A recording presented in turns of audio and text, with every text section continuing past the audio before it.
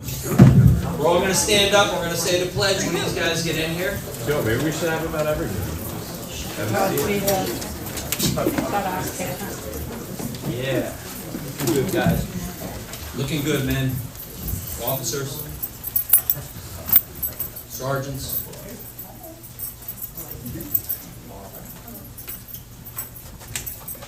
Chief Post, you do the honors? I'll do the honors. I pledge allegiance to the flag of the United States of America and to the republic for which it stands, one nation, under God, indivisible, with liberty and justice for all. Good evening, everybody. All right. Can I get a motion to open up the June 13th town board meeting? So moved. Second? All in favor? Aye. All right. Chief, I'm gonna turn it over to you. Thank you, Mr. Supervisor. Hello, everybody. We want the guys in the front row. You guys want to stand there? Sure. They want you in the front row. Come on. Front two rows. Have a seat. I'll have a chief talk. Don't be shy. All right. Did my time start yet? 5 minutes. 3 minutes in. No, 3 minutes. Need a couple.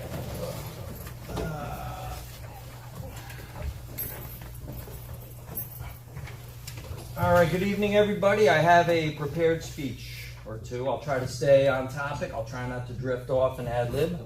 You won't. My name is Jim Post. I'm the police chief in the town of Goshen. Here we have seated here 3/4 of the town police department. Thank you guys for coming. We appreciate you guys.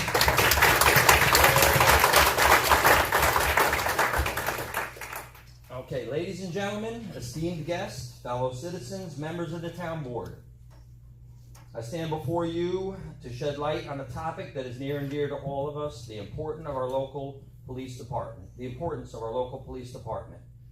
The local police department serves as the backbone of our community, providing us with a sense of security, peace, and order in our day-to-day lives. The local police department plays a crucial role in maintaining law and order in our neighborhoods. They're the first line of defense against crime and violence, working tirelessly to ensure that our streets are safe for all residents. Their presence alone acts as a deterrent, making a community a safer place to live, work, and raise a family. The local police department serves as a beacon of hope and support in times of crisis, whether it be a natural disaster, we have one, whether it be a traffic accident, we have many, too many, or a medical emergency, which we have a lot of those too, right, Mr. Lyons? Yes. Our local police officers are always ready to respond promptly and effectively. Their training, expertise, and quick thinking can make all the difference in saving lives and mitigating risks during emergencies. In conclusion, the local police department is not just a law enforcement agency, it's a pillar of strength, resilience, compassion in our society. Their unwavering dedication to serving and protecting us deserves the utmost appreciation and support. Let us stand together in recognizing the invaluable contributions of our local police department and strive to build a safer community for generations to come. Thank you.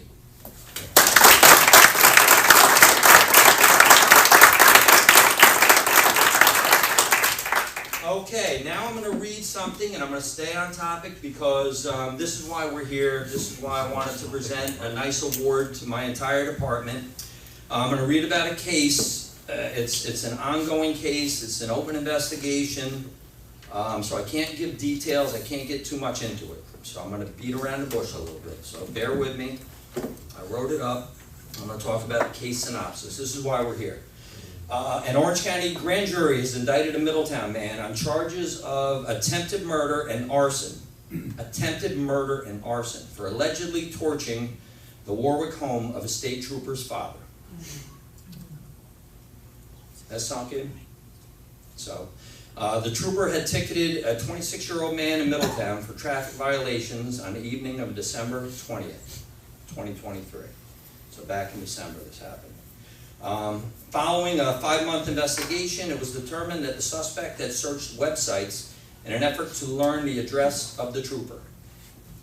He apparently found the address of his father's house and set it on fire, leaving it heavily damaged and uninhabitable. In March, I was contacted by Chief John Rader, who I don't think is here, but he's watching online. A good man, chief of the town of Warwick Police. He said that the trooper and his family now lived in the town of Goshen, which made it real for us. The trooper, he went from being the trooper to our trooper. All of us. He's now our trooper. I immediately issued a directive to the department that they should be aware of any suspicious persons or suspicious vehicles in the area that the trooper lived in. That's all I said, really. I wrote it down. I did write it down. I put a little directive out. Just keep an eye out in that area. If you hear anything, please respond. Well, these officers, your officers, went way above and beyond the line of duty, more than just listening for calls in the area. They took it upon themselves, they did this, to conduct hourly checks on that residence for about 2 months straight. Hourly checks, until an arrest was made. Towards the end, they watched that house 24 hours straight until the suspect was in custody. All the time they conducted these checks, they didn't miss a beat, they didn't miss a call, they didn't miss anything. They did all their other calls and responsibilities. In addition, they provided the family with a cell phone number, and the officer on duty would carry that cell phone with him, so the family could call anytime. We told them, you hear a twig snap, whatever, you call us, we'll be right there. During the course of the investigation, I would hear from the detectives and the other investigators just how much the family appreciated the job you guys were doing. The Warwick PD and NYSP were grateful that this is something that they were able to have us do, and they could concentrate on the investigation, so they didn't have to worry about the family because we had them covered. During the 5-month investigation, the police used over 20 search warrants, digital forensics, subpoenas, which led to the arrest of, I'm not saying his name. It is alleged that after he was ticketed, he did search websites in an effort to learn the address of the trooper. I have a quote from DA Dave Hooveler that law enforcement officers or the backbone of the safety of our community must be protected for doing the dangerous work that they do. Our community will not permit such horrifying conduct as is alleged in this case to go unchecked. That's about it. Mr. Betro is going to read a proclamation. We're going to give an award, but before I do, let's see, where is she? Hello. Someone in the back would like to say a few words. Hi, I'm Callie. I live at the house where the trooper lives. I just wanted to say thank you.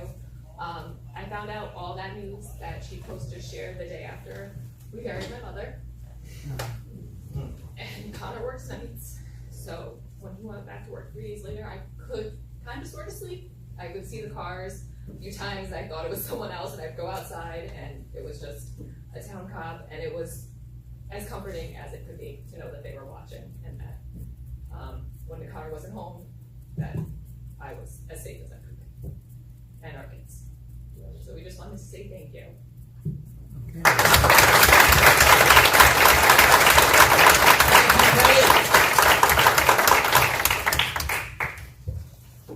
Good to go? Yes. It's with great pride, I, Joe Betro, along with the town board and chief post, would like to officially commend the town of Goshen Police Department for their immediate and professional response to a family in need of assistance. You have displayed remarkable skills and dedication to your duties in the past 7 months. I am proud to announce that the family that you protected is so grateful today for your efforts. The town and the police department appreciate your service and is honored to have you among us. Thank you for your great service. This will be hanging in the station with a little, like a letter next to it. So future officers will all know this is what we do, this is how we do it. And for the record, I would like to say it's now 7:11. I'm in under my 15-minute time limit. Thank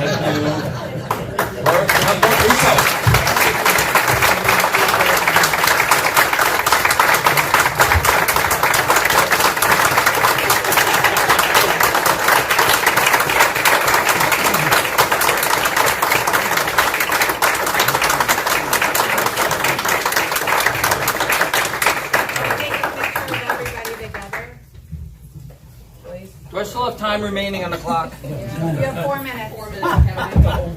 I knew he couldn't do it in 15. I knew it. I knew it. I was reminded by Officer Rivers, and this is true, I would have said it, I thought I was out of time. We would do this for any resident of this town in need of anything. We'll do whatever it takes to keep people safe. Can you move in a little closer, guys? Like it- Here, Put use the that. flag in front. I just grab a side, thank you. Can you get us all? Closer. Look, Come on, guys, come on, guys. You can get closer to this on the midnight shift, come on. This counts as my time. Thank you, Kelly. Still 7-Eleven.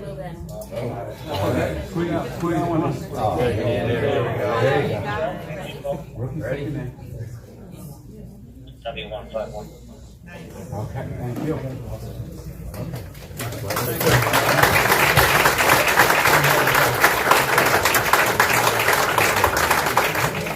All right, turn it back over. Thank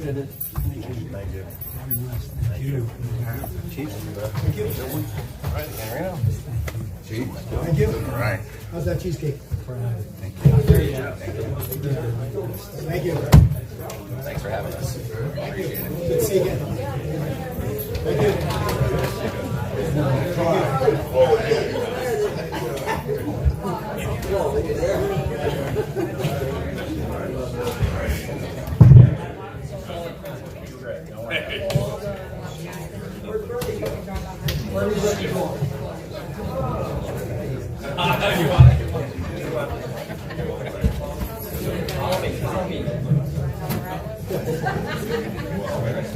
He did.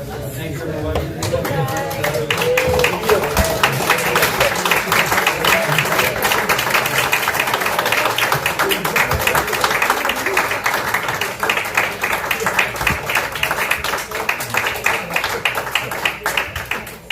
Oh, yeah.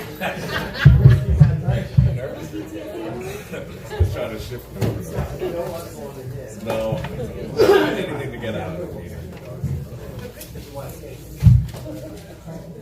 Next item on the agenda, discuss and approve the Musco lighting proposal to the softball field in the $75,000 for parkland fees. We had gone through this already. The softball, girls softball league went out and raised $175,000, and we agreed to pay the $75,000 from parkland fees to wrap the whole thing up and light up the field before the girls softball team. Any discussion from council? I have one question, Joe.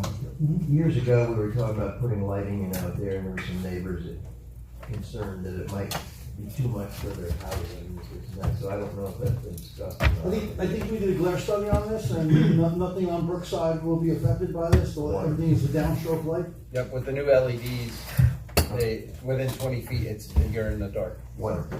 Okay. Well, that's good. Bill, anything? Jordan? No, it's good. Matter? You just need a motion to approve the Yep, I need a motion to approve the $75,000 for parkland fees. I'll I'm second sorry, that. I'm gonna do it by roll call. Yeah. Bill Cantorino, Aye. Councilmember Lyons, Aye. Councilmember Rick Dorio. Councilman Doug Bloomfield, Aye. Supervisor Joe Petro. Aye. Motion passes. Good. Mike, can you go to the girls' dinner? Thank you. Real quick, on behalf of myself, Goshen Little League, we have another board member here in the room. It's been a long time coming. This isn't just about letting the girls play under the lights. This is about training our young softball players to be better athletes when they get to high school. It extends their training more than just enjoying the lights. So thank you for all your hard work. And Thank you. if you guys need anything when the project launches, you guys have my number, I'll be there. When do you expect to have the job done? We're gonna have to talk to Trish about logistics of the park. Yeah, because we have the summer rec going. Yep, so I'll put Musco on notice that we have the green light. They can start ordering, and then it'll just be logistics about camp and when we can actually start construction. So we'll keep in touch and let you know what that looks like. Very good. Thank you, guys. Thank you.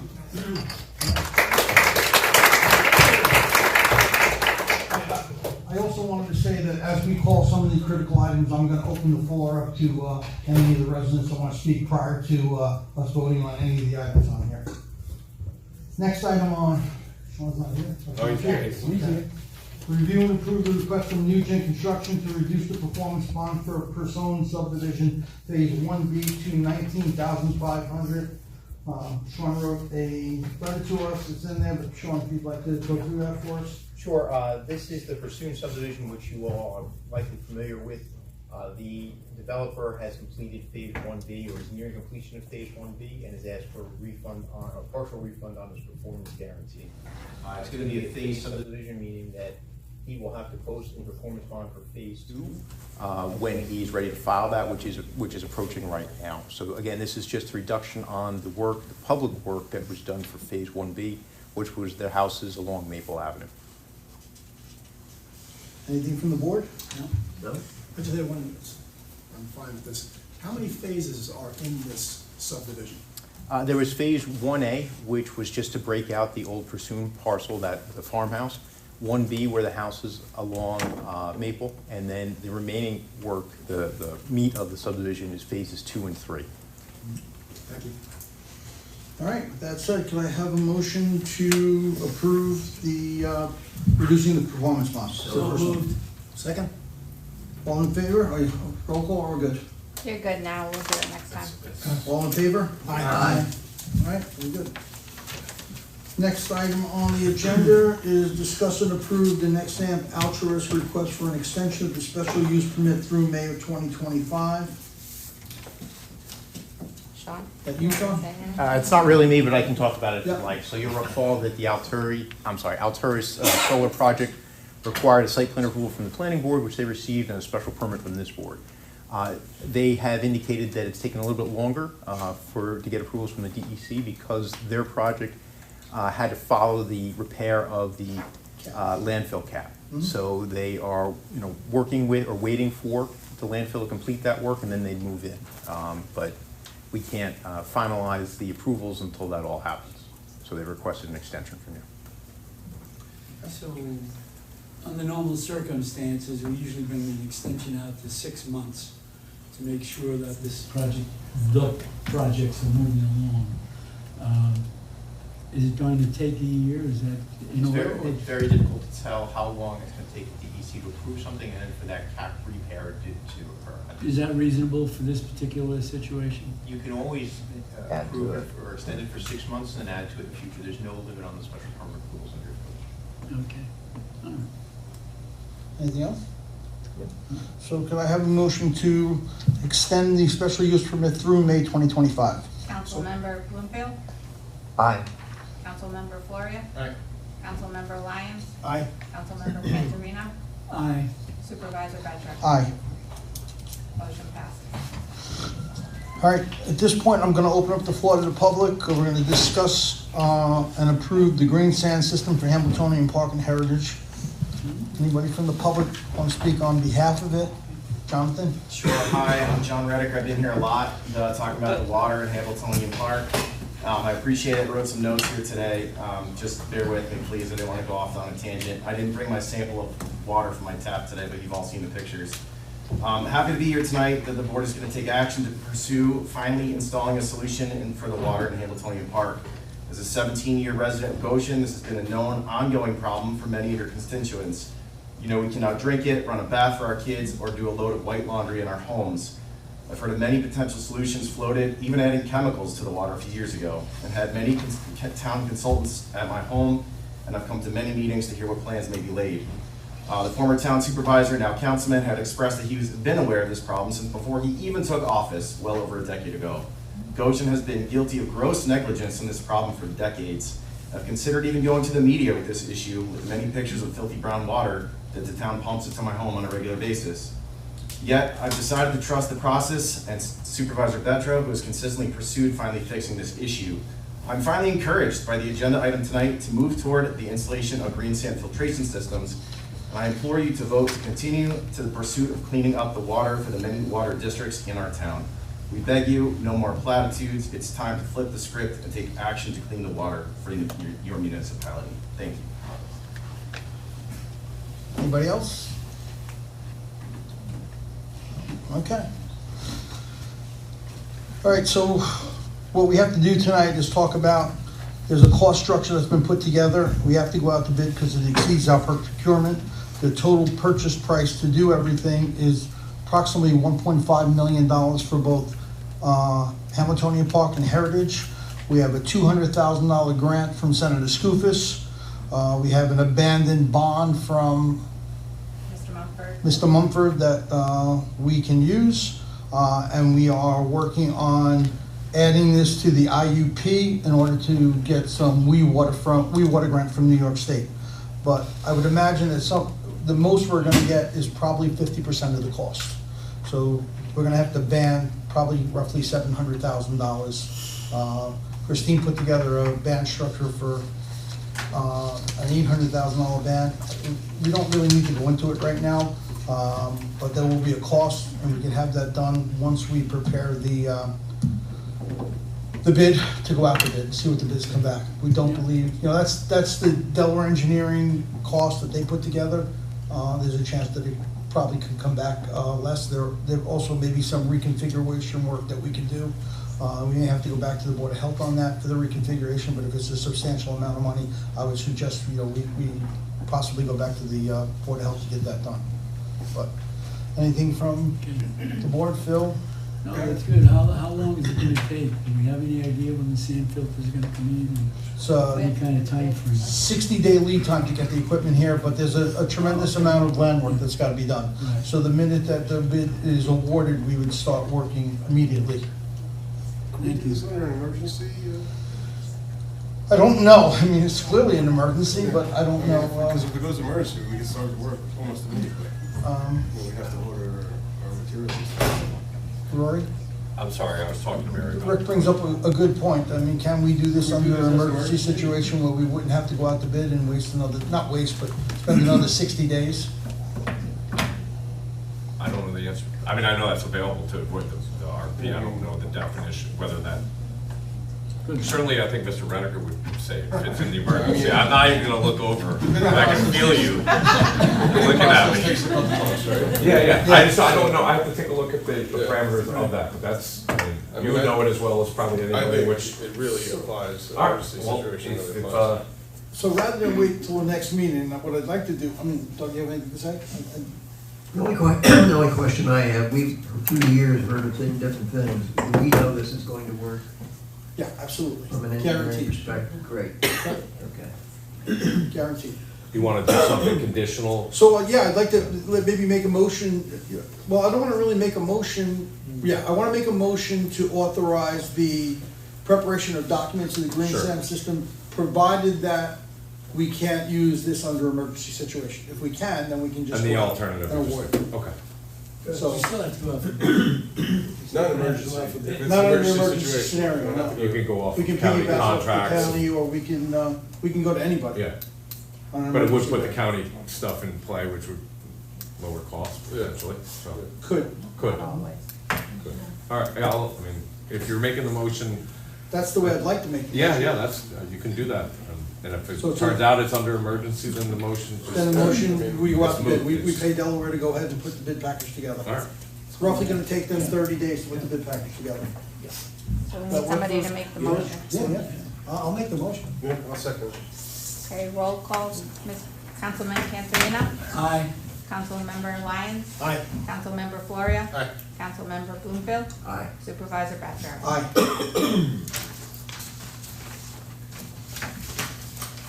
All right.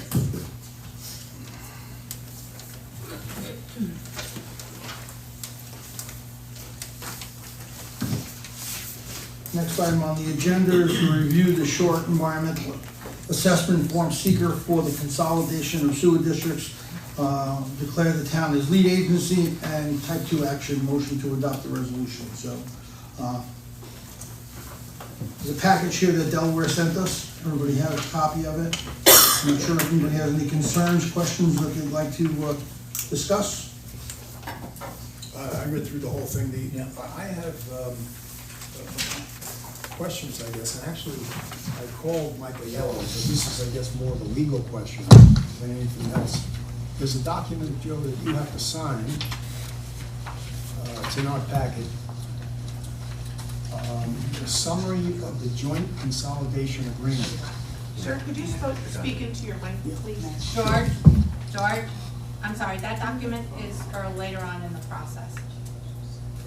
Oh, well, it was in our packet Yeah. tonight, so therefore I I thought it know, my was fault. something that We gave it we to should you be before doing. and- So we're not passing that No, not that tonight? one. Okay, so what you can help me out is, because I haven't found out yet, who actually did this document so I can speak to them about it? Bill Ryan up in Albany. Our attorney in The attorneys that we hired specifically for this particular case? Yep. Okay, so I'll defer my comments and speak to him. He's in trial, just like Cory. Yeah. Any other discussion, Phil, anything? No. Rick? Doug? All right, so can I have a motion to adopt the resolution as prepared for the consolidation of the Hamiltonian Arcadia Sewer District? So moved. Second? Councilmember Bloomfield, Aye. Councilmember Florio. Aye. Councilmember Lyons, Aye. Councilmember Cantorino. Aye. Supervisor Petra. Aye. Motion to declare the town board as lead agency and list the project as a type 2 action. So moved. Second? Councilmember Cantorino, Aye. Councilmember Lyons, Aye. Councilmember Florio. Aye. Councilmember Bloomfield, Aye. Supervisor Petra. Aye. Motion carries.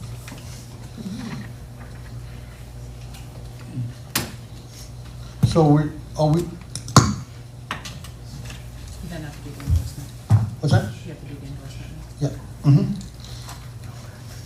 So motion to endorse the proposal of joint consolidation agreement for the consolidation of Hamiltonian Arcadia Sewer District. May I have that motion? So moved. Second? Second. Councilmember Cantorino. Aye. Councilmember Lyons, Aye. Councilmember Florio. Aye. Councilmember Bloomfield, Aye. Supervisor Petra. Aye.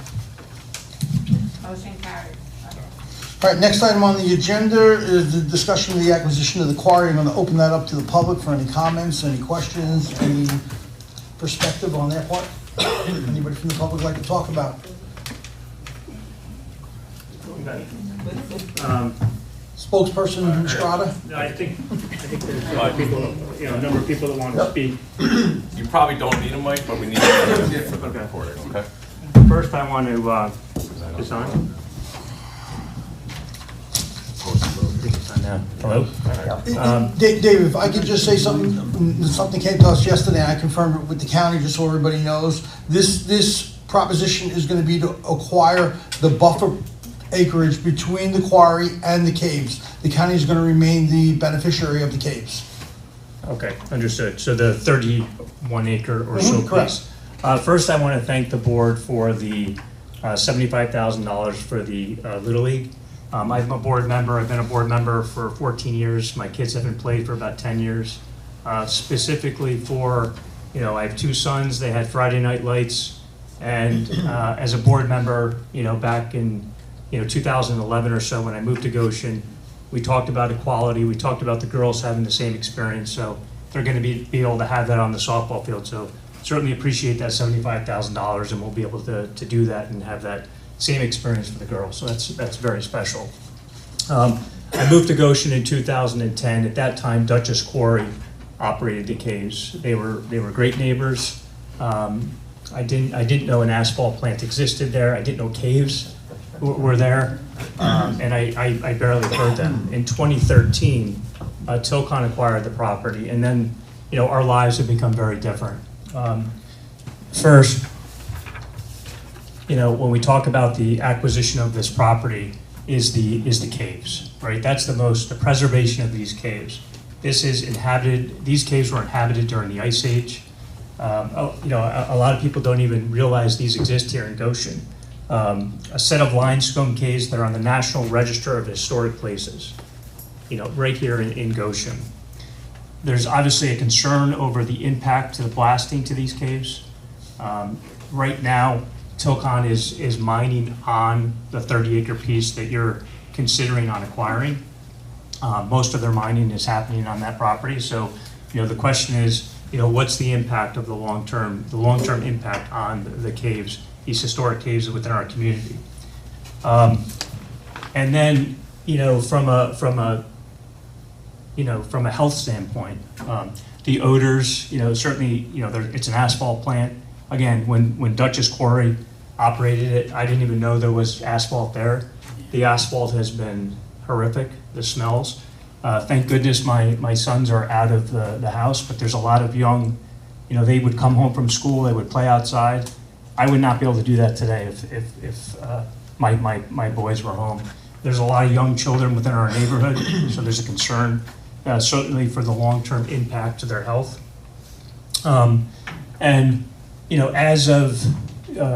As of January of 2022, there was an amendment to the New York State Constitution that was a referendum that guarantees clean air and clean water for everybody in New York State. And there's certainly, we're certainly not getting that now with the conditions that we're currently in.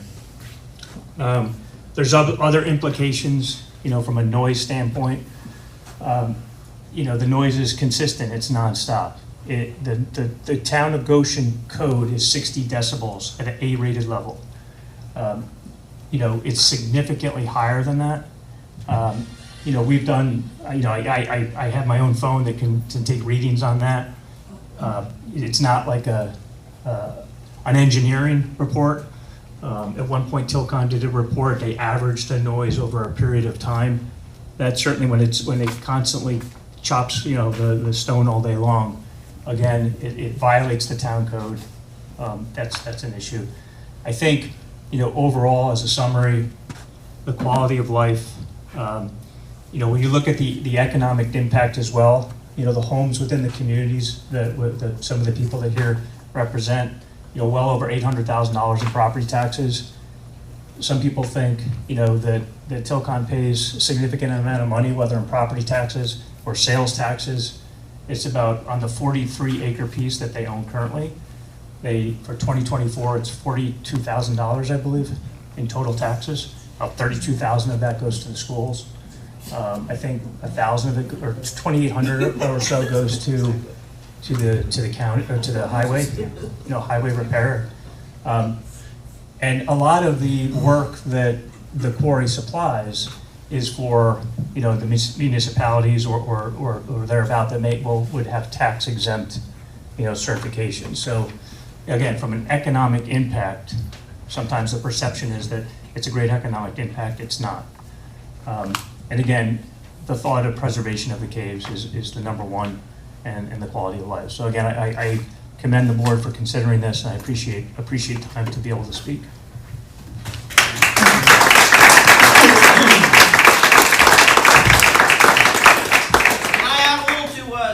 To what Dave said, I'm Mark Buckheit. So my family's lived here for a long, long time.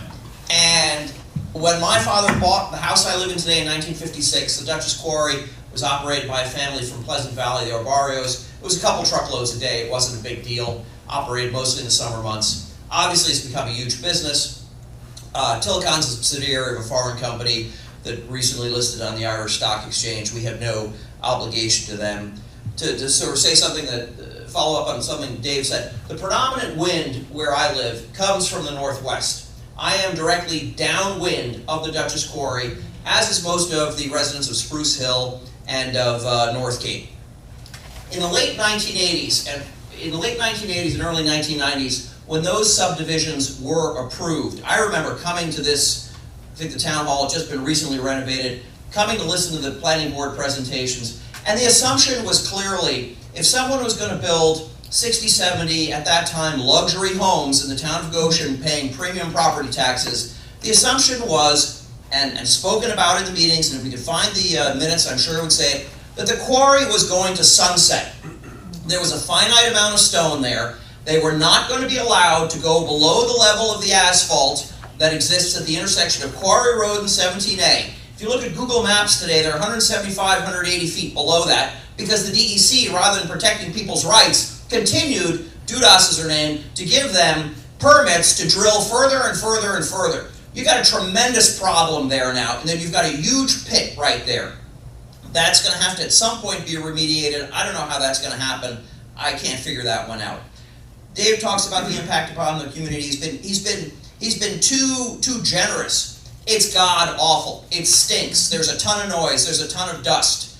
They're terrible corporate citizens. If you look at Tilcon's parent company, it's a large Irish company. If you read their Form 10K from the SEC, the list of environmental violations occupies a significant amount of the form at their operations around the world. They are a terrible corporate citizen. We have no obligation to subsidize them, which is what they're doing. They're paying a pittance for the stone. They're making a mess out of the environment. That's on the environmental side. Nobody's talking about the Valley View. I mean, this is a place where people go to recover, people go to live out their last years. It is anything but peaceful there. It is right around the corner from this smoke-belching, dust-emitting monstrosity that has been created there. You know, we have a duty to protect those people also and watch out for them. The caves is the third leg to the stool. I remember when I was a boy, there were professors coming from C.W. Post University on Long Island. My father befriended them. They would come for a glass of wine after having spent the weekend with their camper in our driveway. They would be washing off their garden hose, the PhD students that were there, the antelope antlers that they had found and the important artifacts they had found, which were going to go to the museum at C.W. Post. The professor's long dead. His name was Dr. Copper. He came with PhD dissertation candidates, and they were doing excavations on the weekend. These caves are really, really, really important, and as far as I'm concerned, in no way should be open to the public. They should strictly be reserved for scholars and archaeologists to continue exploration, you know, in the surrounding areas to whatever they can find. I did not know that we were talking about the buffer zone tonight. That was a sort of a hastily conceived, let's get this done before nobody knows what's going on. Mr. Burgess was all in favor of it. He's got an obvious conflict of interest here. That subdivision was approved. That was the first step in what's going on here. People that were clearly neighbors should have been notified of what was going on. They weren't notified. That was the first step in facilitating the county sale of this property to Tilcon, which was the original plan until I came to the meeting and sort of raised hell and rallied the troops here a little bit. But I want to commend the town on their efforts here to acquire that buffer zone. I personally don't feel that the county should retain ownership of that property where the caves are. I think it's so important it has to go to the Smithsonian or perhaps the National Register of Historic Places. Doesn't take a lot of properties. They don't own a lot of properties. They certify them. But some sort of archaeological group of scholars that will preserve these caves for future generations of study. I think that's really the right way to do it. I have said on the 31 acres that we're talking about as a buffer zone, I own the railroad tracks between the Village of Florida and not quite, or up to where the county owns the old railroad tracks at the edge of the Valley View there. I would gladly give the town those railroad tracks. It's a piece of property. It's the old Prospect Hill farm that I'm clearing to make into a U-cut Christmas tree farm. It is not going to be anything else than that. I would gladly give the town that strip of property. It's 100 feet wide and 7,000 feet long or something like that. So if ever there was a desire to do something with those 31 acres or around the Valley View as a park, there could be some sort of walking trail from the Village of Florida up to there. I can't give the other piece I own that runs through Kay Moreski's property there, because if I do, between Houston Road and Pulaski Highway, she will just skin me alive. So I can't give you that piece, but I'll gladly give you that piece to facilitate the eventual planning for some sort of a park or a recreation facility or a hiking trail or something like that, because I'm totally in support of this idea to acquire this piece of property. And I think you are fulfilling the inherent promise that was made at the time that these subdivisions were approved in the late 80s, early 90s, that these were going to be, for Goshen at that time, these were luxury homes. They really were. And I'm totally in support of it. I want to thank you guys for having the foresight to go after that at this point. Thank you.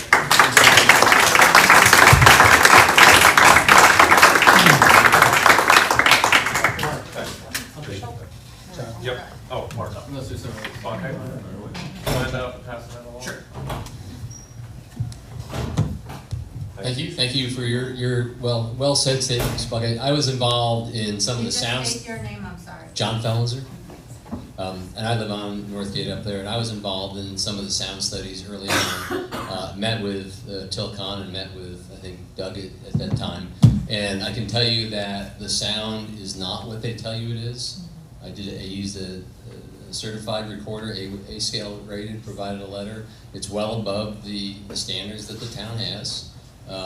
It shakes windows in people's homes. You know, Dave was very low key about what he goes through every day during the summertime when that quarry is operating. And you know, I think you guys know the business that I'm in. We want to see productivity. We want to see, you know, construction happening in and around the area, but it cannot come at the cost of the residents that are here.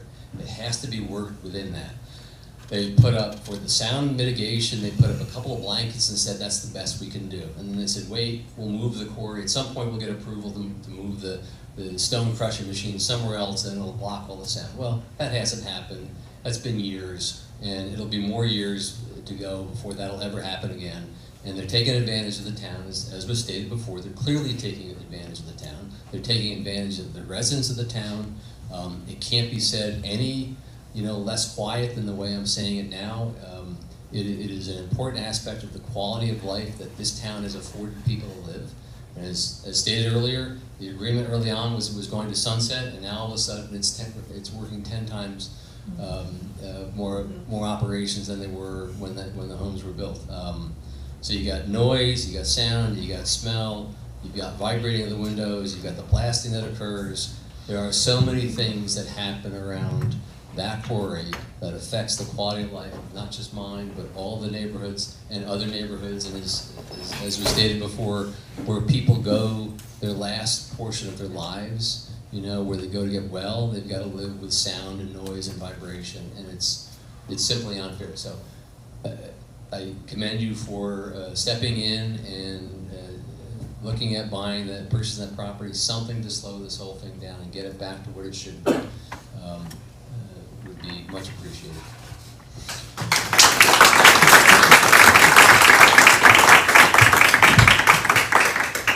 Chris Healy, Town of Goshen. I don't have a dog in that fight. I do know the area. My heart goes out to you folks for the noise, for the pollution, everything you've been putting up with.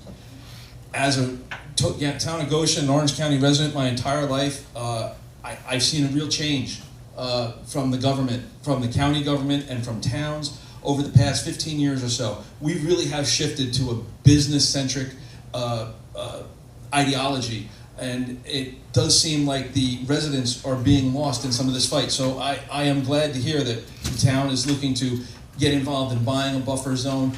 I'm not big on spending money, but I'm big on spending money for my neighbors. I think we should also, I am glad to hear that we are going to be taking a comprehensive review of our master plan. I do believe that we need to look at where we're putting businesses up against existing neighborhoods. Look, it's one thing if you buy a house right next to a quarry and this thing is pounding away all day long. Hey, you knew it was there and you bought it. It's something completely different if you buy a home or build a home next to a meadow that is, okay, it's commercial, but now you put a quarry in next to it. We have a few projects that we're looking at in the town facing exactly that. Please, let's be more voter conscious, taxpayer conscious. We're the ones that are funding the town. I like to see that we're doing something in this case. I wish you all well. We will be following your journey as you go along. Thank you. I would like to make a couple of comments as well, because I live on 17A, and I was sharing with a couple of board members.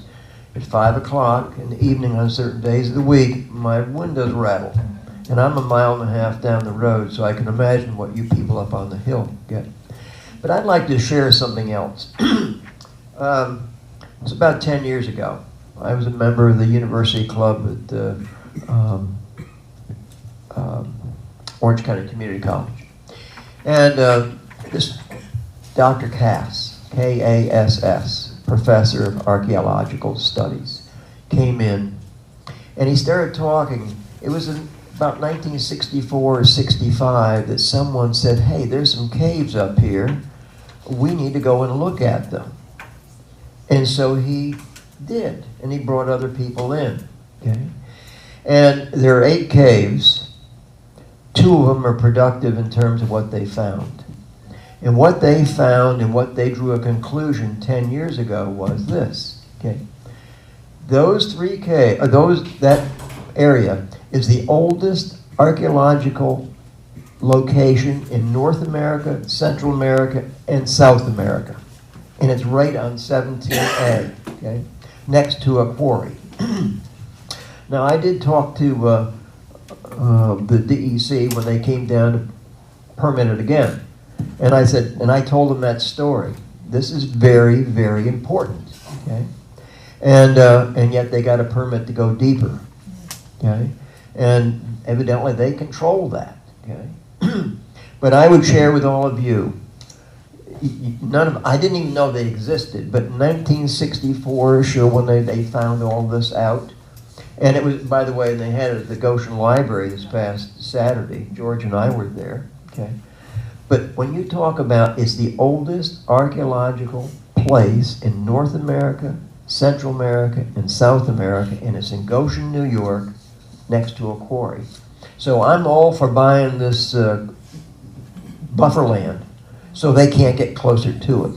But at the same time, I think the DEC or somebody needs to shut them down. Yeah.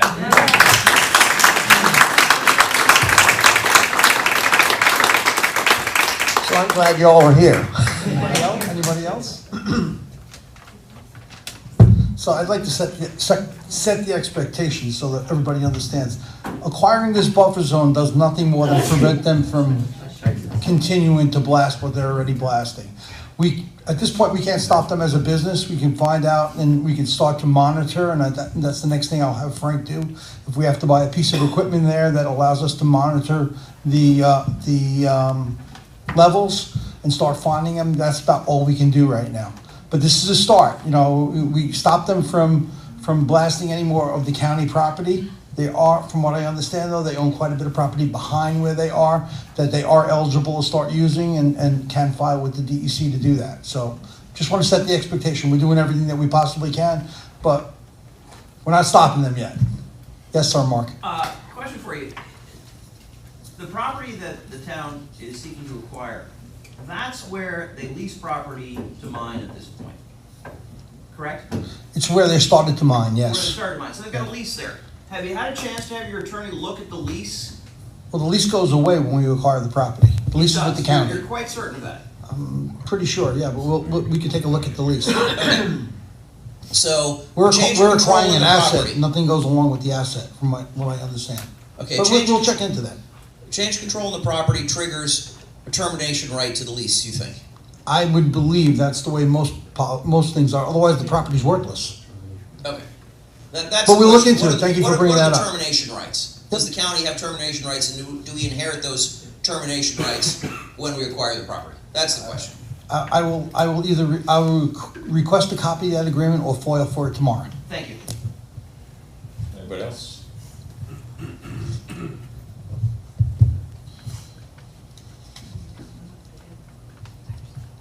Need a motion. Yep. Similar to the one with the wells, where there's authorizes you to negotiate. Well, what I have to do is I have to write a letter to the Orange County Legislature, seeking the ability to purchase it for $200,000 on behalf of the town. And then it has to go to full legislature Right, for approval. so you want a motion to authorize you to? To write the letter to acquire the property. Okay. Yep. So moved. Second. Roll call? Yeah, why not? Councilmember Litchfield? Aye. Councilmember Big aye. Osorio? Aye. Councilmember Lyons? Aye. Councilmember Pantarina? Aye. Supervisor Bradshaw? Aye. Motion carries. There is one other thing I'd like to mention that this Professor Cass said to us, okay? The, again, cave number 1 and cave number 8 are the 2 that are most productive, okay? And what they did, they found arrowheads or a spearhead or something with certain geometry on it And they said, wow, this is how why it's old, okay? They also said that they didn't tell anybody. I lived down there for 30 years, and it was 10 years ago that I found that we had this cave system up there, okay?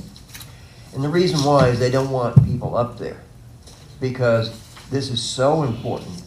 I mean, we can build a museum next to it or whatever, but nobody can go into those caves unless you've got a PhD in anthropology or something. So they're really, no one knows about them, and which kind of is pretty good. But I'm so grateful that Joe is working on this thing to see if we can buy this as a buffer as well. And also, to just put you at ease, the county has no plan to open it up as a park. So it's going to be specifically for what Doug said, you know, for archaeologists and students to come in. It's not going to be open to the public. All right, next item on the agenda, discuss a proposal from Millennium Strategies for grant writing. So we had a grant writer. I think she was pretty effective. What Christine did is she went out and spent a lot of time looking for a company that does it on a much greater scale. We got into a position where the person that we had just couldn't complete the job at hand because we were looking for a lot of different grants, and we've been awarded quite a few of them. So Christine, you want to talk a little bit about it? You did most of the work on it. Well, the company is called Millennium Strategies, and they're a full service, whereas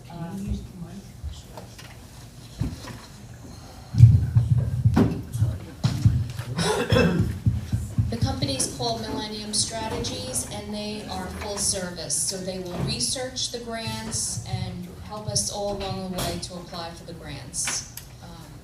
Yeah, it's my understanding that they'll sit with each department head, find out what their needs are, and make determinations on whether there's grant money out there at the federal or the state level or even private level, and then present them to us and write the grant for us. Right. And their pricing is a flat fee of $3,500 a month, and that's, you know, there's no fee based on the grant itself.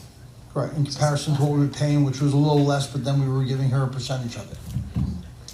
Okay? So I would like to chime in on something like this. Christine and I had somewhat of a conversation with this. So this is $3,500 a month. I thought it was $36,000 a year, but right. whatever. Yeah, it was $3,500. Okay, so it's a little more. But this is whether they secure a grant or not. Correct. We just pay them a fee whether they produce or not. I've always thought that with grant writing, if you gave them a percentage of the grant, or they do on a fee basis, then you know that's how business generally works.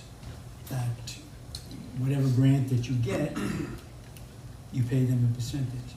It's also a good incentive to work.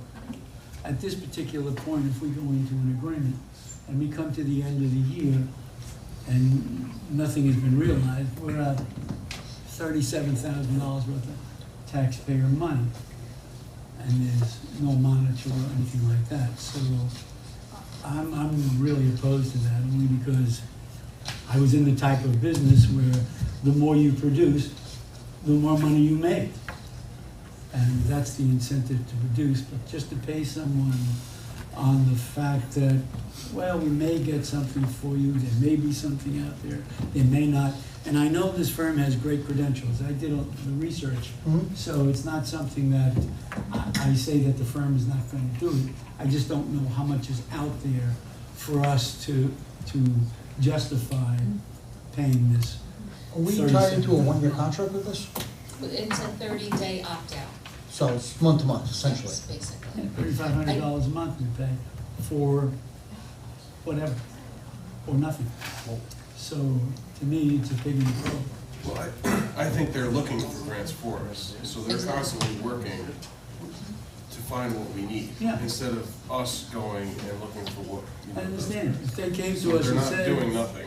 Well, really. If they came to us and said, we have there's a possibility that there are 11 grants or 13 grants that we are relatively sure that we can secure, then you would go into it.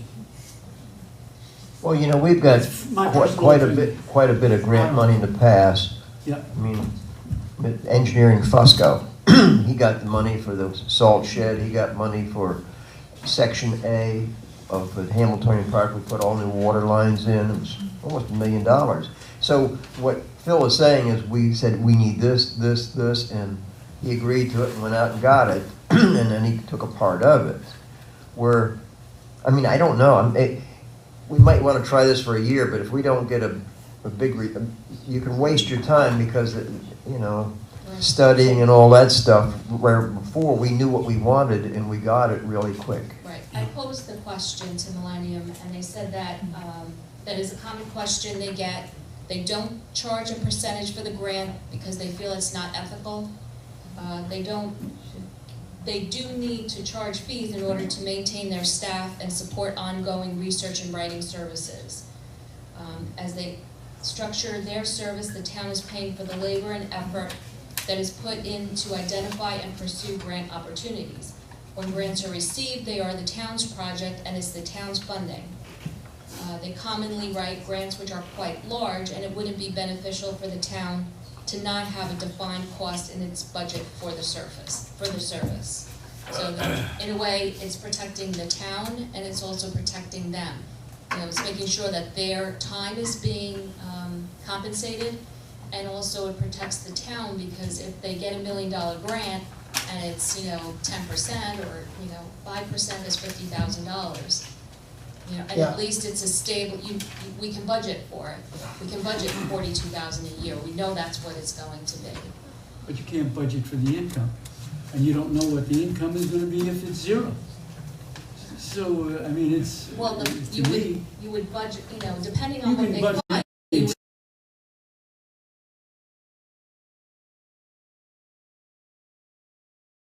would revenue Right. at this particular point. I don't know how much is out there for a town our size, nor have they told us, nor are there any things, I mean,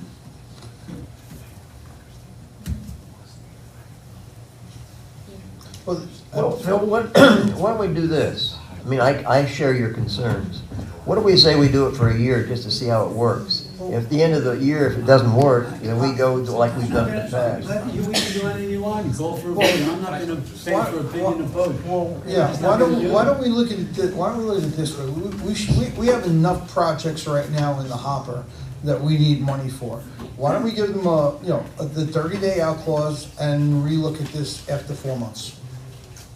I'm just telling you where I'm. $14,000, and if they can't get something in 4 months with the amount of projects that we have, we were successful with the last person. She got us 3 or 4 grants. And, Yes, she did. So I would venture to say that, I've looked at some of the grants that these people have written. They've written some substantial grants. Yeah, but that's for Rye, New York, that we're a big small, city. first-class town up here. I don't know what's available out there for grants. If they came in and said, here's a list of grants that are available, and we will work on these grants, and we think We know the grants relatively- that are available, Well, I'm so saying- we have been researching that. Karina can tell you them if you want them.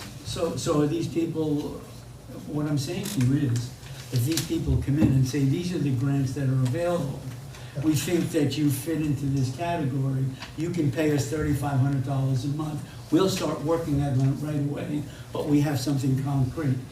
Okay. Rather than, we'll look for grants, or we'll look for things and start paying us Yeah, I out. mean, that's fair. I mean, we know what we need. We have 4 grants that we need, we have 4 projects that we need money for. 2 of them are waiting to just go into the IUT, which will be done tomorrow by Delaware. So essentially what I'm saying is the same thing, Yeah.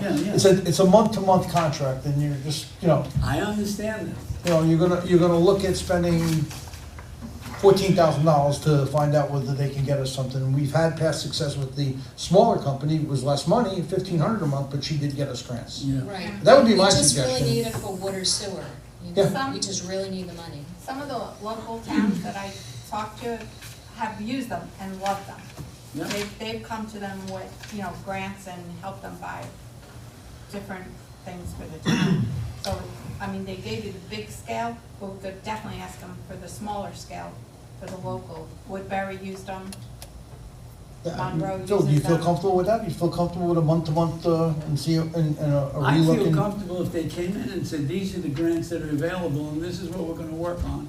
And this could be, even if they don't secure all of them, this is the income you can expect, or at least based on their expertise. Right now, all they're saying to you is, if you pay us $3,500 a month, we'll start looking for grants. It's like, well, okay. But I think that's gonna take time, like we have a tentative appointment for Monday. The person will have to come in, speak to all the departments, find out what their needs are, and then do their research. Fine. They're not gonna do that, you They know, should for have come nothing. before the town board and explained how they're gonna do it. Well, they came to Christine, they came to What's me, we sat available. down. Oh, We did, and we got a proposal for them, for everybody to read. I saw it. Yeah. Because I just don't think that anybody, any business is gonna work for nothing. And I did speak to multiple grant writing companies that stated, because I asked the same question, Yeah. that it's unethical in their business to take money, grant money. A lot of times illegal from the company, the municipalities that are giving the grants.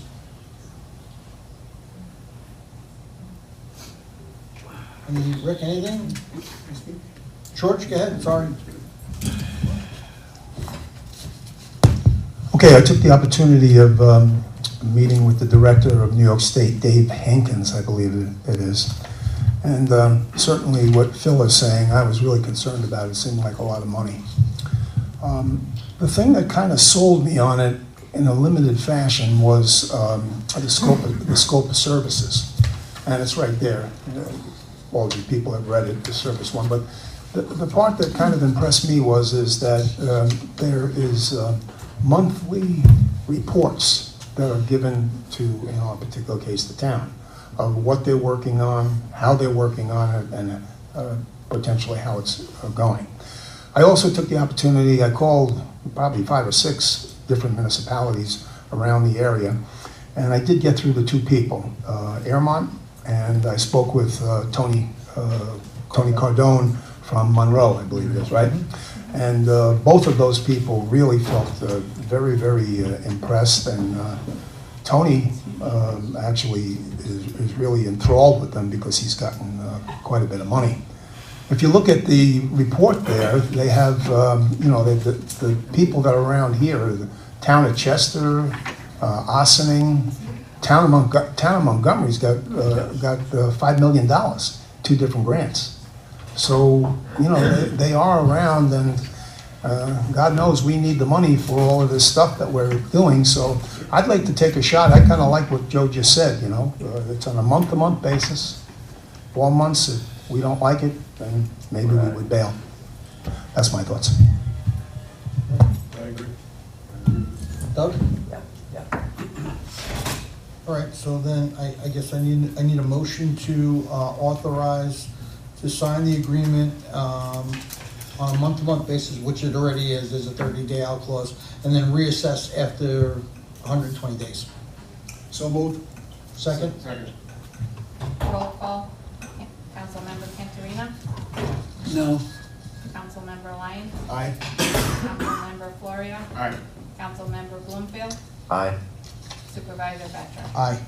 Motion carries 4-1. But I'm glad, Phil, that you brought up No, what you absolutely, brought it was up. a great Because point. I think that we will know in 4 months and whether this is where we're gonna go or not. Well, Versus a had you year. not brought it up, we may have just agreed to the 1 year, so I Yeah. think it was a good point. Yeah, Real good yeah, I point. mean, Listen, I I hope understand. I'm wrong.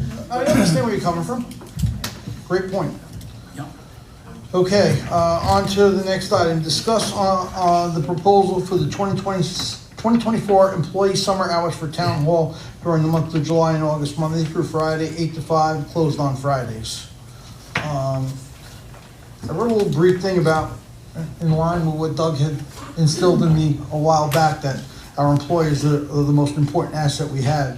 So I think this is an opportunity for us to show our appreciation to the employees of the town of Goshen for their hard work year-round by proposing to adopt summer hours for the month of July and August. It allows them to spend a little bit more time with their families and enjoy the summer. The employees would work longer days Monday through Thursday with a reduced lunch hour, allowing them to have off on Fridays. Fridays at Town Hall during the summer months are typically quieter, and I feel By extending the hours Monday through Thursday, this would allow the public more access to standard business hours at the town hall. I asked for them to take a poll in the last 2 weeks. In the last 2 weeks, we have 3 people coming in on Friday, I two have a Fridays. question, Supervisor. Does that include consultants? No. We don't pay you, so yeah. I know you're not, I know you're not gonna stop calling me on Fridays. No, that's my opinion. I mean, you know, Phil, start with you. Any concerns? Yeah, the only concern I have is that we would be closing 1 day a week. We're a municipality, we're not a private business. If we could work something out where we have a skeleton crew, there are a number of people in each of the offices, then we could provide service to the public, to our taxpayers, on a 5-day basis. But that's. I think we looked at that. I don't know, you know, I that's how I would prefer. The problem is if we open up on Friday, every department has to open up, and there are some departments that have 1 person. So, assessors only has 1 person on Friday. So she would have to be here, she wouldn't be able to take any vacation time if she took it. Who else had 1? Accounts payable, accounts. Yeah, essentially. 1 person, yeah. I don't know, I think there would be a problem. Now, Mary, what are there other municipalities that do this? Town of Hamptonburg, 4 days a week. Town of Monroe, 4 days a week. 4 months almost. Yep. Hamptonburg does it all year long. All year long, yeah. Well, they're different size than we are too, though. We're the county seat. Town of Monroe does 4 days a week, correct? Yeah. Town of Monroe, Tony Cardone, yep. Didn't Chester do that? Chester- a while back, or they go back to the? I don't know. New house they were doing I don't know. I think they went back. They haven't published summer hours, so. Town it's of hard to find Montgomery out. does it also. They do 4-day week. Yeah, the county, or none of the large municipalities do it. Town of Montgomery is bigger than us, they do it. Town of Monroe's bigger than us, they do it. Yep, they both do it.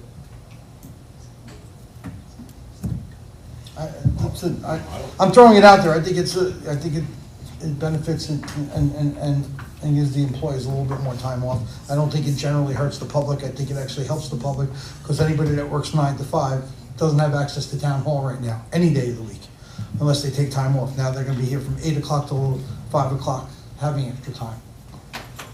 Well, you know, one of my, I guess I'd like to maybe try it, because as I share with Joe, after working 28 years in the chemical industry and 4 years in the military, to include a war zone, employees are your most valuable resource.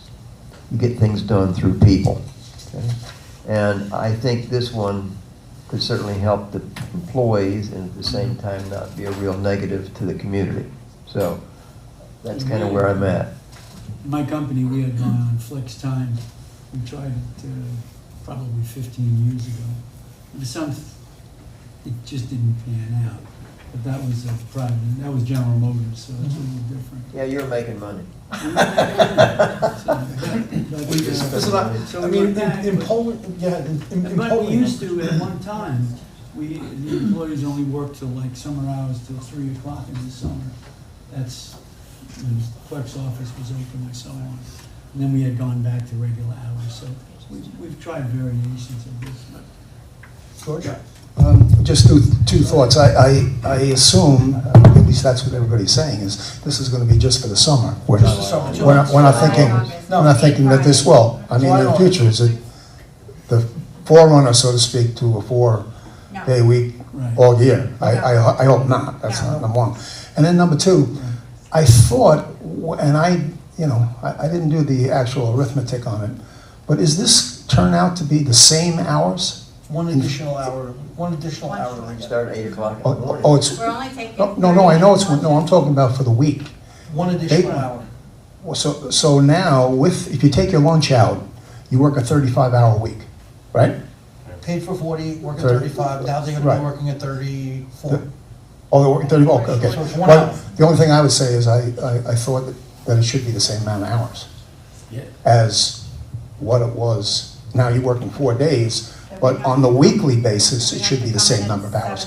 7:30. Well, or stay to 5:30. 7:30. stay till 5:30. Nobody wants to stay till after 5, polling the employees. It's just tough on people. I'm sure they don't. Well, I mean, it is, it's to tough on people, but No, no. we're giving you a whole day off.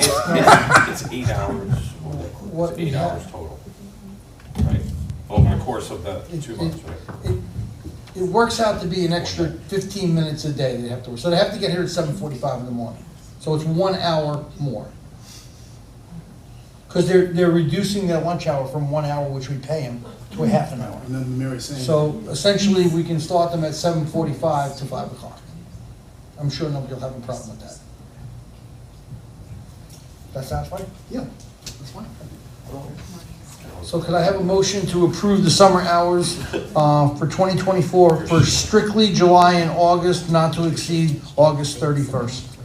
So moved. We got you both at the same time. Second. George and Rick. I'm gonna do roll call. Councilmember Cantorino,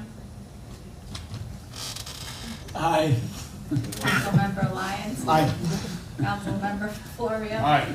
Councilmember Bloomfield. Aye. Supervisor Betcher. Aye. Motion carries. Item number 11, discuss and approve the resolution of the town's acknowledgement that the 2023 audit of the Town of Goshen Justice Court was performed pursuant to Section 219A of the Uniform Justice Court Act. We passed with flying colors? You did that, right? What, the audit? With the court? Yep. Yep. So, I mean, it's a very well-run court, Any, despite me not being there. I set up such a system in place with Well-oiled fellow machine, co-judge. Any comment from the board on it or anything? Motion to approve the. Motion to approve it. George. Second. Rick. Councilmember Bloomfield. Aye. Councilmember Florio. Aye. Councilmember Lyons. Aye. Councilmember Cantorino. Aye. Supervisor Betcher. Aye. Motion carries. Item number 12, discuss and approve special town board meeting minutes, May 13th, 2024. I reviewed them, I didn't have any problem with them. Anybody? So could I have that motion? So moved. Second. All in favor? Aye. Discuss and approve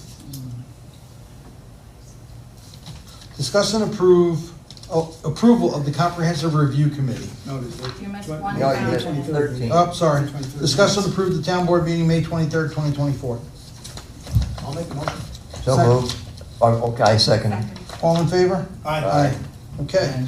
Discuss and the approval of the Comprehensive Review Committee. As the town residents are aware, we are putting together a comprehensive review committee to review our plan, make any necessary adjustments.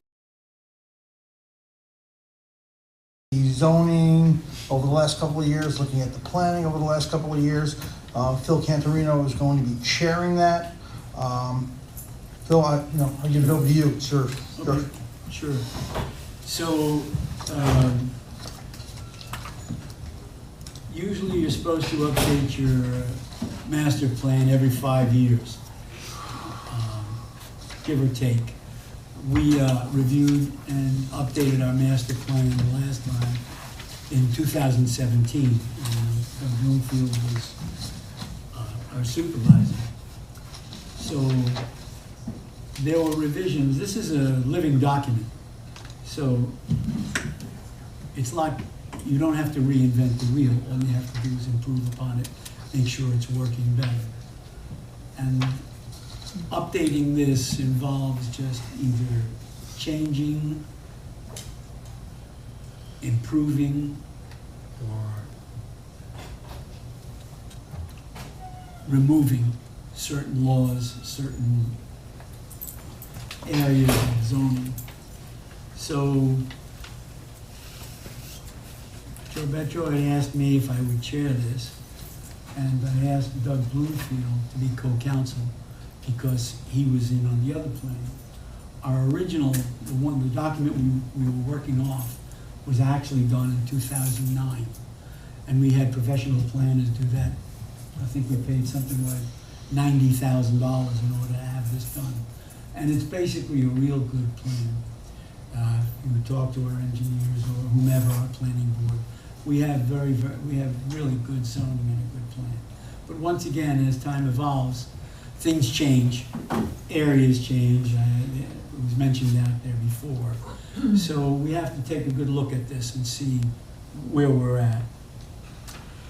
I have a list of people. I know Joe Petro gave us a list of people, but they're and we have some residents.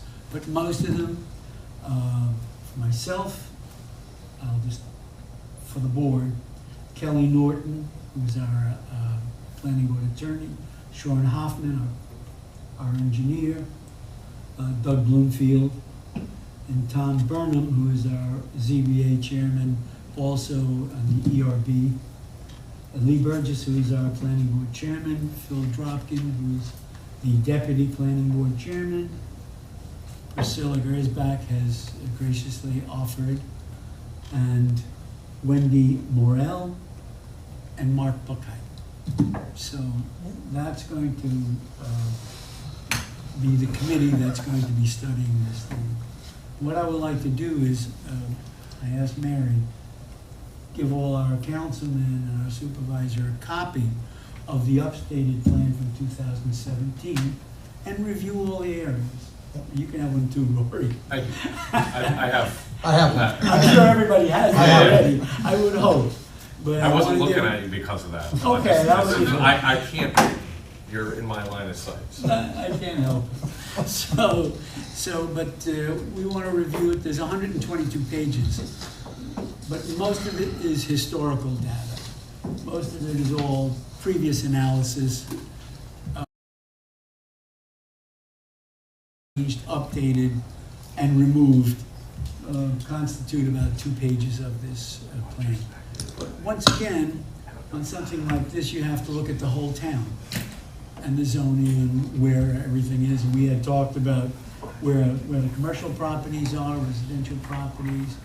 And I know I'm going to ask the councilmen and all the people that are on there and the general public that if there are any areas of zoning or whatever, to please notify us so we can review them and discuss them. This is going to take quite a while. It's not a process that you can do in 1 week or 2 weeks.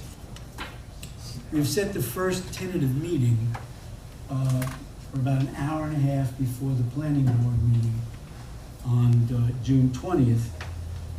And primarily that's to set the ground rules and establish the framework on how we're going to go about this, the hours that we're going to do, and how we're going to work. My thought is we'll get input from everyone. Each change or revision or problem area we will discuss as a committee, and then we'll get the expertise of our engineer to make sure that what we're talking about is going to make sense and fits with the plan, because this is really the plan to look at the town of Goshen for the next 5 years and what we think it should look like. So everybody will have a say in it. And once Sean gives us the technical information, we will give it to Kelly to put it into law, and then the councilman will review it and either vote on it or not. That's how I see it. On the 20th of June, when we meet with the committee, they may have a different viewpoint as to how we would go about this. So, pretty much, that's what's going on. Thank you. I just need a motion to approve. Well, before you, I just, he said that he would have the general public be able to look at it. Do we have a copy of that comprehensive plan we can put up on the web? Yeah, it's up on the web. It is? Okay. It's on the web, All right. Mhm. All right. Are the meetings open to the public? The meetings, the public can attend, but Right. they may not speak unless they're asked to. Yeah, but they can submit any comments or reviews or anything that they think is not working properly in the town of Goshen. They just submit it and we'll look at it, discuss it. And if it needs to be changed or removed or added to, that's what we'll do. Thank you, Phil. Okay? So could I have a motion to approve the comprehensive review committee as presented? So moved. Second? I'll second. Aye. Councilmember Florio. Councilmember Lyons. Aye. Councilmember Andreino. Aye. Supervisor Petro. Aye. Motion carries. Discuss and approve a motion to authorize the supervisor to pay accounts payable check run for June 13, 2024 in the amount of $257,745. Can I have a motion? So moved. Second? Second. All in favor? Aye. Review and approve a manual AP run as of 5/31/24. Can I have a motion for that? So moved. Second. All in favor? Aye. Review and approve a year-to-date budget transfer.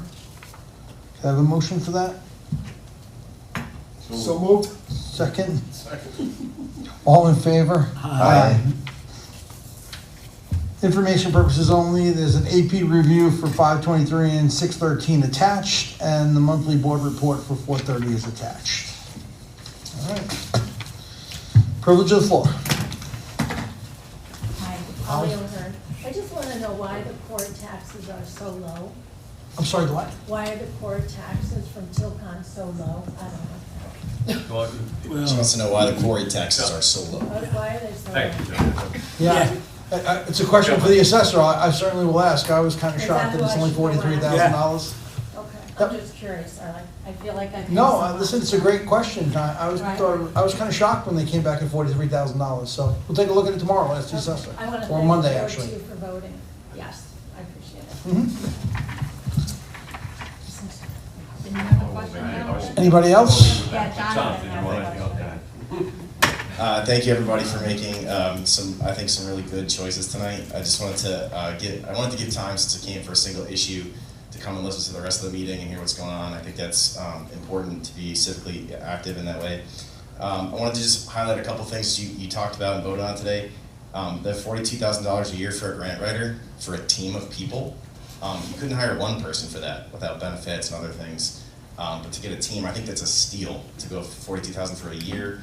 I know you went from month to month because it's a compromise, but I think look at the market for labor and for what you would get out of that. That's a great deal. So thank you, Christine, for pulling that together for our town. On the master plan review idea, I just want to highlight that we are a very changing, diverse town. And I don't know all the people that you listed, Councilman Cantorino, but I work in the school district. The demographics are changing of who's living here, of the types of people, the perspectives, how people vote is very different than how many of you might vote in larger elections or what parties that you may identify with. So I just wanted to highlight that as we're looking at a 5-year vision plan. I hope that we include a lot of diverse opinions from all kinds of corners of the world. Thank you.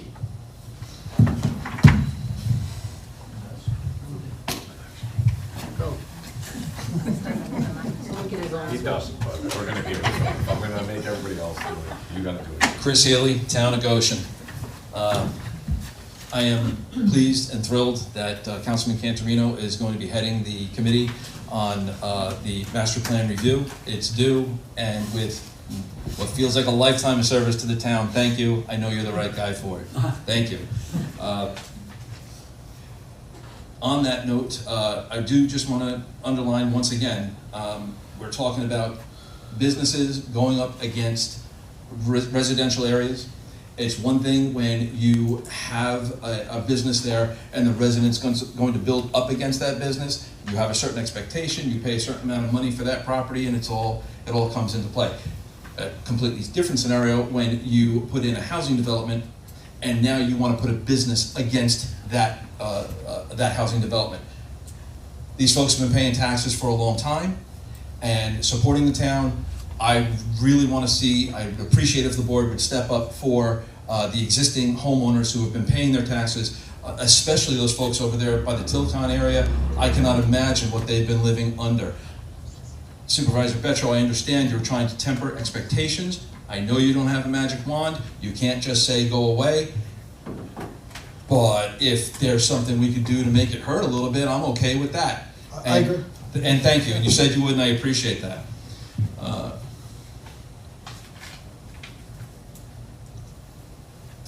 Last night we had the ERB meeting. Supervisor Betro took his time to attend, and I do appreciate that. I know you're busy. It seems like you live in this place. At that meeting, we did talk about Use Energy and the fact that they are, for intent and purposes, a done deal. They're not coming. Will we be seeing a call for an abandonment of the application from Use Energy? That's up to them. That's them. They have to abandon it. The board can't ask for that, okay? They have to abandon it. Then how about local law 1? As we do not need local law 1, can we have an official abandonment of local law 1? Is that something the board can do? As I explained last night, local law 1 is changing in what we're doing. I think we're not going to abandon the ability to find a solution to waste. And you brought it up. You were okay with that. No, I did, and I think, you know, after thinking about it, and I understand it's a difficult topic. There's a lot of science involved. Yes, we all want what's better for our air. We want what's better for our water. Just striking a line through our current code that says no waste facilities is reckless. So you do have somebody working on that. We'll hear from that at a future meeting. That's Kelly. Kelly Norton is writing the preview for the planning board. Yes. Very good. I look forward to seeing that. Mm-hmm. We talked about a new water district going down 17M. I had some time to think about that since the last time we spoke of it. I heard some mention of, don't worry about high density housing, we have rules, we have regulations, we have zoning. 2018, Chester, New York, Steve Newhouse, the county executive, got involved in the town of Chester with holding off on some of this rapid explosive expansion. Those houses are being built right now. The town of Chester just got sued into oblivion. Nothing they could do. 2018, Airmont, New York, zoning for worship by the same group of people. That, again, the town had to, what could you do? They got sued, they had to give in. 2022, December, Forestburg, zoning change. It's a civil rights violation lawsuit that's ongoing right now. Forestburg is not a very big municipality. There are some very deep pockets going against them. I don't see how they're going to win. In August 2023, Jackson Township lost $500,000 to settle a lawsuit about ordinance and zoning along the same lines. In the 1980s, I remember in high school reading about a township just to our south looking to bring in water from the New York City aqueduct, an unlimited supply of water. Every hurdle they came against, they had lawyers ready to go. Every township that wanted to bury the line to go through it, they sued them and they got it. Now, as soon as they dropped those big 3 wells to back up that water supply, and that was illegal, they did it anyway, we saw the explosive growth. You just drive down 17 and there it is.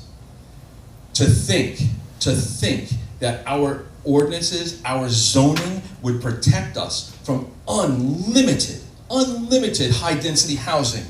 Once you put in unlimited water and sewer, it would be gross negligence. There's no way we stop that. These builders, lawsuits are part of their plan. And we're worried about, well, how did things go last year? And they're saying, where are we going to be in 10 years from now? The very thing that they need, their biggest hurdle to get over is water and sewer. You're talking about giving it to them for free. And yes, there's no high density housing there now. That's nothing to them. It's a lawsuit that they're almost sure to win. Putting water and sewer, unlimited water and sewer down 17M, under the guise of we need to grow the town is so short-sighted. You're not going to get industry. You're not going to get what you're looking for. You're going to get high-density housing. You know they're listening. They, as you're hiring somebody out there to get grants, they've got people dedicated to finding this exact situation, unlimited water and sewer. I beg you, reconsider. Absolutely do not put that water district in. That's everything I got. Thank you very much. Thank you. Anybody else? I just have a quick question. In regards Sue? to an I do have to give you the mic, even if we can hear you, because the I'm folks at home can't. See, now I might not ever get off of this. This could be Okay. in regards to an application that may be abandoned, is there a time limit or an expiration date as to, I think or are they just ongoing forever? I'm not sure what the time frame is, but they do have to either extend it at a certain period of time, I think it's 6 months, or then it gets abandoned by the planning board. Okay, thank you. Joe, is there any cost for them to extend that? No? I'm sorry, ma'am, No. what was your name? Oh, sorry, Marie Hartman, thank you. I'm here all week. Me too. Except I was a little sad, I feel like. Fridays. July. No Friday. Hi, it's Susan Cleaver.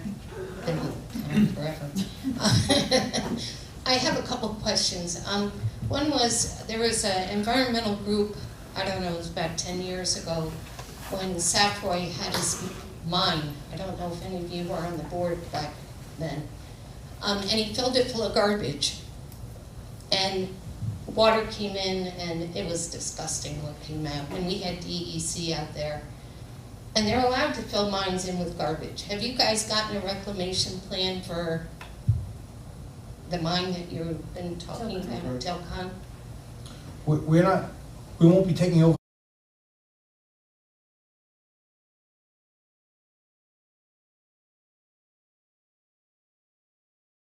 Pull in with. It's my understanding it's gonna be the water. It's good, it's 200 feet deep and the water's gonna come up and so there's not enough dirt or anything. I mean, you talk about the tens and hundreds of thousands of cubic yards of something. No, I understand that, but a lot of places make actually more money taking the garbage. Oh, no, than you they do. might. So I just want to know that something is in place to protect that happening to, especially with a law. I don't understand why we're retweaking the law. If Hughes is going out, why we need this? I mean, who's footing the bill for that? This is the second time that this law is being retweaked. Who's paying the bill on this? Originally it was Hughes, so I would assume Hughes picked up the first round. Who's picking up the second round? They still have money in escrow. We'll So be Hughes using that, yes. Hughes is picking up the second round. Well, as far as I know, they're moving forward, so we're moving forward in a manner that will allow them to do the research and technology if it's approved. Okay, so But it's not to anything other than research and technology. Yeah, but having a, picking up the bill is something different. Who's picking up their bill? We're not picking up their bill. No, I'm talking about for redoing the law. Well,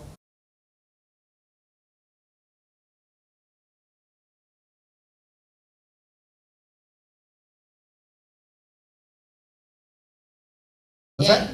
You said different last night. You no, when I said said, when I said to you last night when you were putting your sign up, I said, I believe it's a foregone conclusion they're leaving. They didn't tell us that. That's exactly what I said. no little birdies talk in your ear.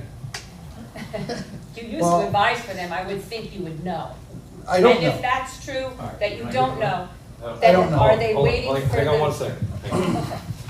There you go, state your name. Erica Thank you. from New Hampton.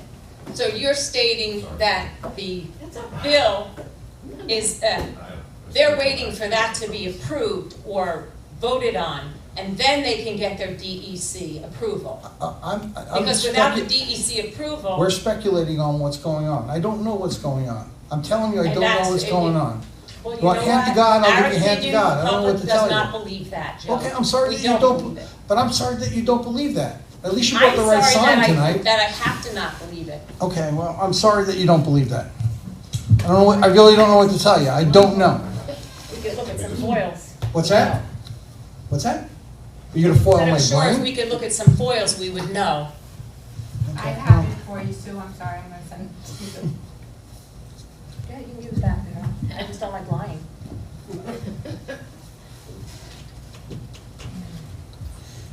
Okay, and I just have two last questions. Did the town board, because I've been watching the meetings, vote on redoing the solid waste law for a second time? I'm sorry, I really can't hear you. Did the town board vote on doing another tweak to the solid waste law for a second time? No. No, we did not. Well, don't you think you should?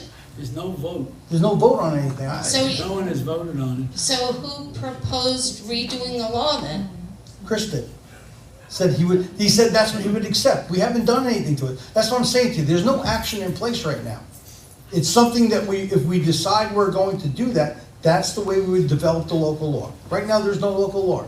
And I'm confused, because I thought Kelly was You asked me who would redo it, who would be redoing it. I said Kelly would be redoing it. But we haven't voted as a town board to do what Chris said he would be okay with. Now, I'm sorry to bring up your name. I'm not doing it on purpose. I don't know what Chris has said, what he has. He said he would be comfortable with, and I'm paraphrasing, and if I'm wrong, please tell me. He would be comfortable with if we were just looking for a technology, but he is not comfortable with the prohibition being lifted for any of the things that would bring a new waste So facility. you're not retweaking ADB at all right now? Not right now, nothing. Okay, and it will be voted on before you Yes. guys do it? Yes. And for the water district that you're putting in, you guys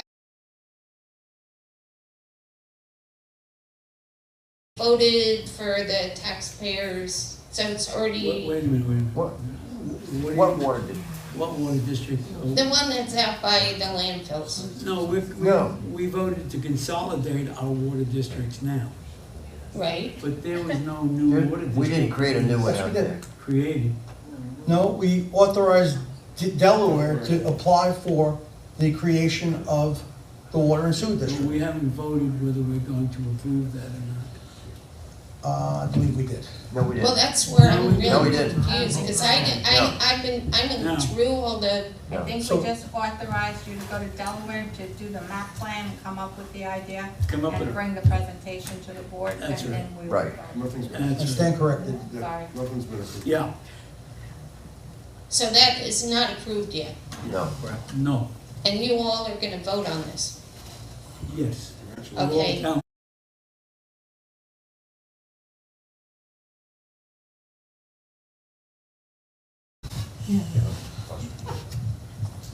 Anybody else? Can I get a motion to close the town board meeting June 13th, 2024? So moved. Second, all in favor?